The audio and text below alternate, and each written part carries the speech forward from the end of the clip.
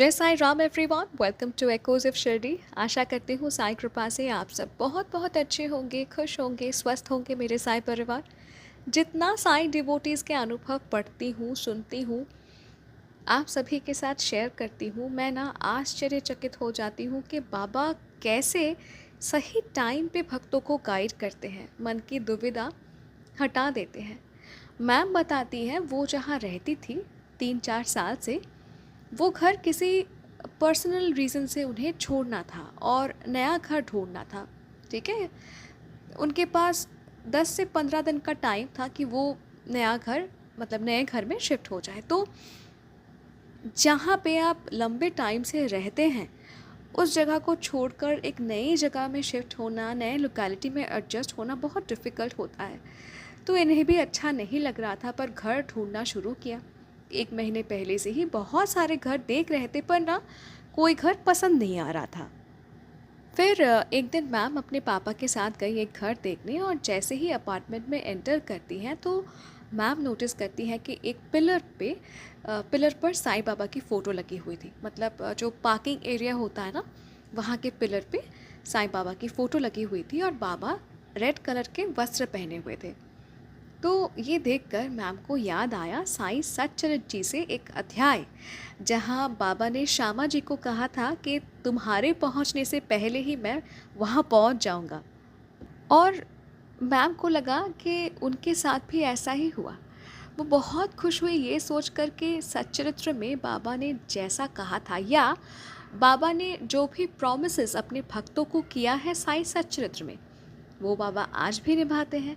और फिर मैम अपने फैमिली के साथ उसी जगह शिफ्ट हो गई जहाँ बाबा पहले से ही मौजूद थे।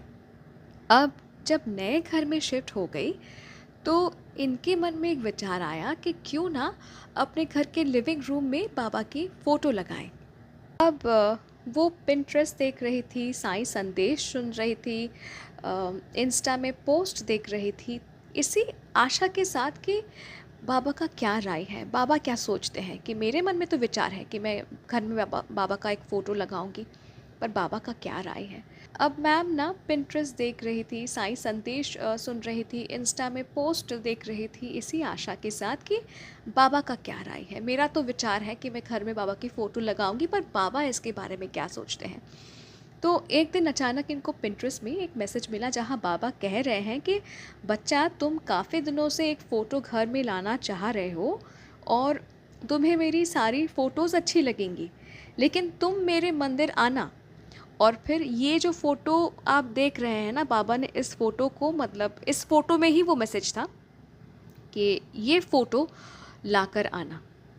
तो बाबा ने इस फ़ोटो को, पर्टिकुलरली इस फ़ोटो को लाने का आदेश दिया। अब ये फ़ोटो तो द्वारका माई में है, धूनी के सामने बाबा बैठे हैं।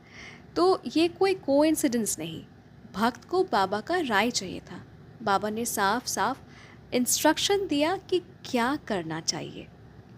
तो देखिए, बाबा आज भी अपने भक्तों के साथ ऐसे ही बात करते हैं, कभी किसी पोस्ट के माध्यम, कभी किसी पोस्ट या संदेश के माध्यम, कभी किसी इंसान के माध्यम से, कभी किसी सपने के माध्यम से।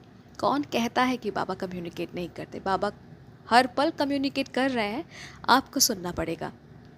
अब मैसेज में बाबा ने कहा था ना कि तुम मेरे मंदिर जाना और फिर ये फ़ोटो लेकर आना। तो देखिए, बाबा ने इनको शिरडी बुलाया उसके बाद, और जब मैम शिरडी गई, मैम ने वही फ़ोटो ली जैसा बाबा ने इंस्ट्रक्ट किया था।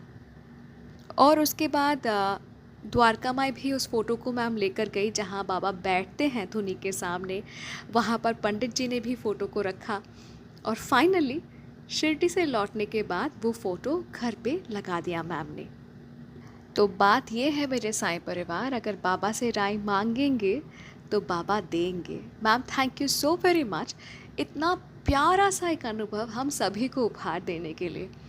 और मेरे साईं परिवार, जैसा कि मैं बार बार कहती हूँ कि अगर अनुभव अच्छा लगा तो प्लीज़ लाइक कीजिए, शेयर कीजिए, इस अनुभव को बहुत सारा प्यार दीजिए। अगर अपना अनुभव मेरे साथ शेयर करना चाहते हैं तो आप मुझे ईमेल कर सकते हैं, इंस्टा पे डायरेक्ट मैसेज कर सकते हैं, या फिर मेरे व्हाट्सएप नंबर में भी आप मुझे मैसेज कर सकते हैं। कॉन्टैक्ट डिटेल्स डिस्क्रिप्शन पे दिया हुआ है। और अगर अभी तक चैनल को सब्सक्राइब नहीं किया है तो प्लीज़ कर लीजिए। मिलती हूँ बहुत जल्दी एक नए से अनुभव के साथ। टिल देन जय साई राम।